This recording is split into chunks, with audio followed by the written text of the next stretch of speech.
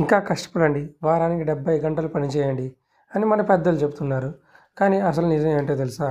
ప్రపంచంలోనే అత్యధిక గంటలు పనిచేసే దేశాల్లో భారత్ కూడా ఒకటి. కానీ సంపాదనలో మాత్రం అట్టడుగున ఉన్నాం. ఇంతకీ మనం చేస్తున్నది స్మార్ట్ వర్కా లేక వెట్టి చాకరీయా?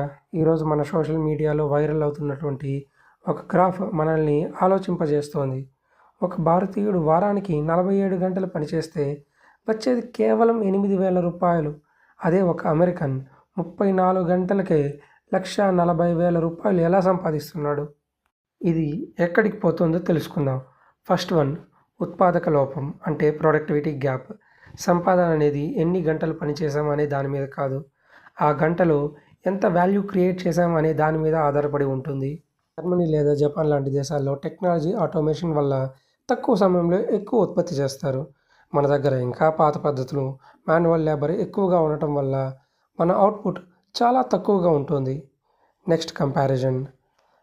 చైనా మనకంటే కేవలం 2 గంటలు మాత్రమే ఎక్కువ పనిచేస్తుంది, కానీ వారి ఆదాయం మనకంటే 8 రెట్లు ఎక్కువ. అంటే కేవలం గంటలు పెంచితే దేశం బాగుపడదు, ఆ గంటలకు తగిన నైపుణ్యం, స్కిల్స్, టెక్నాలజీ తోడవ్వాలి. ఇక మనందరికీ తెలిసిన ప్రధానమైన కారణం బ్యాక్ ఆఫీస్ మైండ్ సెట్. మనం ప్రపంచానికి ఐటీ సేవలు అందిస్తున్నాం, కానీ కొత్త ఆవిష్కరణలు చేయడంలో చాలా వెనుకబడి ఉన్నాం. అధిక జనాభా, పనిచేసే చేతులు ఎక్కువ ఉండటం వల్ల కంపెనీలు తక్కువ జీతానికే పని చేయించుకుంటున్నాయి. దీన్నే మనం అందరికీ తెలిసిన చీప్ లేబర్ అని అంటున్నాం.